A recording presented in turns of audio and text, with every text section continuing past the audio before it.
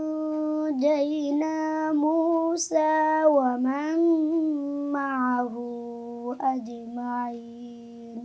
যে বয়সে বেশিরভাগ শিশু মোবাইলের পর্দায় ডুবে থাকে, গেম আর ভিডিওতেই কাটে সময়, ঠিক সেই বয়সেই এই শিশু বেছে নিয়েছে সম্পূর্ণ ভিন্ন পথ। যেখানে পবিত্র কোরআন খতম করতে সাধারণত দীর্ঘ সময় লাগে, সেখানে মাত্র 50 দিনেই সেই কঠিন সাধনা সম্পন্ন করে তাক লাগিয়ে দিয়েছে সে।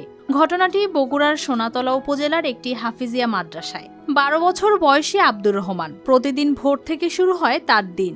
নির্দিষ্ট সময় ধরে হেফজ, নিয়মিত পুনরাবৃত্তি আর শিক্ষকদের নিবিড় তত্ত্বাবধান, এই শৃঙ্খলাবদ্ধ জীবনেই গড়ে ওঠে তার এই অর্জন। অন্য শিশুরা যখন খেলাধুলা আর অবসরে ব্যস্ত, তখন কোরআনের আয়াত মুখস্থ করাই ছিল তার একমাত্র লক্ষ্য।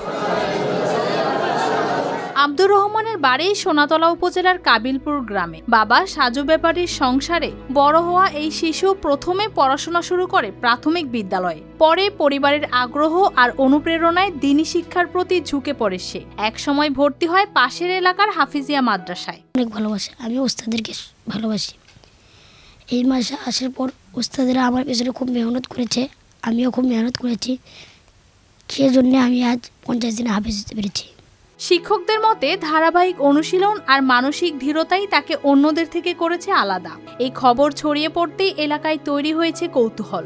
দূর দূরান্ত থেকে মানুষ আসছেন শিশুটিকে দেখতে, তার জন্য দোয়া করতে। অনেক অভিভাবক নতুন করে ভাবছেন নিজেদের সন্তানের শিক্ষার পথ নিয়ে। যে ছেলেটা 50 দিনে হিফজ সম্পূর্ণ করেছেন, তার নাম হাফেজ আব্দুর রহমান। এটা একমাত্র আল্লাহ তাআলার পক্ষে সম্ভব। আল্লাহ তাআলা যাকে দিবেন সেই কি করতে পারবেন, এটা তার দ্বারা সম্ভব। আল্লাহ তাআলা তাকে ইলমে লাদুনি দিয়েছেন। এটাকে আমাদের ভাষায় ইলমে লাদুনি বলা হয়। আল্লাহ তাআলা তাকে স্বয়ং আল্লাহ তাআলার পক্ষ থেকে এই ইলমটা দান করছেন। আর তেনার মেহনত যতটুকু করা দরকার মাদ্রাসায় আলহামদুলিল্লাহ মেহনত করেছেন। এটা মানুষের পক্ষে আসলে খুব কঠিন কাজ। আল্লাহ তাআলার কোরআন সিনায় ধারণ করা, রাখা। আল্লাহ তাআলা যাকে ইচ্ছা তাকে দেন, সম্ভব। আল্লাহ তাআলা দিলেই সম্ভব। হ্যাঁ, ভিন্ন কোনো এক্সপ্রেশন দেখা গিয়েছে, সেটা হলো সে তার মেহনতটা সে অন্যান্য বাচ্চাদের তুলনায় বেশি করেছে। প্রথম থেকেই মেধা ভালো ছিল। মাত্র 50 দিনে কোরআন খতম। আব্দুর রহমানের এই সাফল্য সোনাতলার গণ্ডি পেরিয়ে হয়ে উঠেছে অধ্যাবসায় আর নিয়ম মেনে চলার এক শক্ত উদাহরণ। News desk, RTV।